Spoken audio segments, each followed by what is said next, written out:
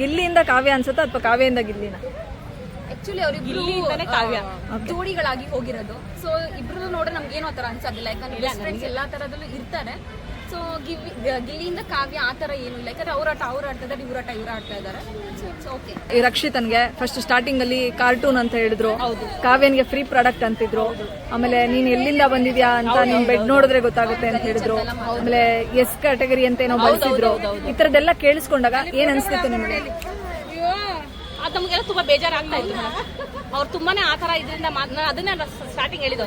ಅವರು ಮತ್ತೆ ಜಾನ್ವಿ ಇಬ್ರು ಒಂದೇ ಕ್ಯಾಟಗರಿಯಲ್ಲಿ ಇದಾರೆ ಹೊರತು ಇವ್ರಿಗೆ ಮುಂದೆ ಬರಕ್ ಕೊಡೋದಿಲ್ಲ, ಅವರೇ ಬರ್ಬೇಕು ಅನ್ನೋ ರೀತಿಯಲ್ಲಿ ಇದಾರೆ. ಸೊ ಅದಕ್ಕೆ ಅವ್ರಂತವ್ರಿಗೆ ನಮ್ಮಂತ ಎಲ್ಲಾ ಜನಗಳು ಸೇವ್ ಮಾಡೋದು ಇಲ್ಲ, ರಕ್ಷಿತಾನ್ ಮಾಡ್ತೀರಿ, ಗಿಲ್ಲಿನ್ ಮಾಡ್ತೀರಾ ಅಷ್ಟೇ ಸರ್. ಇನ್ನೊಂದು ಮೇಡಮ್, ಈಗ ಅಶ್ವಿನಿ ಮೇಡಮ್ಗೆ ಹೊರಗಡೆ ಕೋಟಿಗಟ್ಟಲೆ ಆಸ್ತಿ ಇದೆ, ಅವರಿಗೆ ಬಿಗ್ ಬಾಸ್ ಅವಶ್ಯಕತೆ ಇರಲಿಲ್ಲ, ಬಿಗ್ ಬಾಸ್ ಬಂದು ನೇಮ್ ಹಾಳು ಮಾಡ್ಕೊಂಡಿದ್ದಾರೆ ಅಂತ ಹೊರಗಡೆ ಮಾತಾಡ್ತಾ ಇದ್ದಾರೆ ಜನ. ಏನ್ ಅನ್ಸುತ್ತೆ ನಿಮ್ಮ ಒಪಿನಿಯನ್?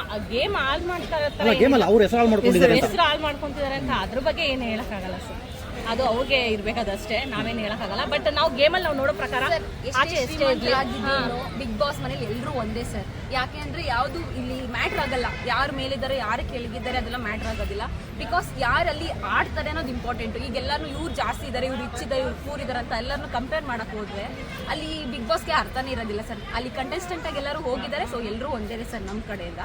ಸೊ ಬೆಸ್ಟ್ ಅಂದ್ರೆ ಬಿಗ್ ಬಾಸ್ ನೋಡ್ತಿರೋದೇ ಸುದೀಪ್ ಸರ್ಗೋಸ್ಕರ. ಬಟ್ ಅದರಲ್ಲಿ TRP ಓಡ್ತಿರೋದೇ ಗಿಲ್ಲಿಯಿಂದ ಸರ್ ಈ ಸೀಸನ್ ಮಾತ್ರ.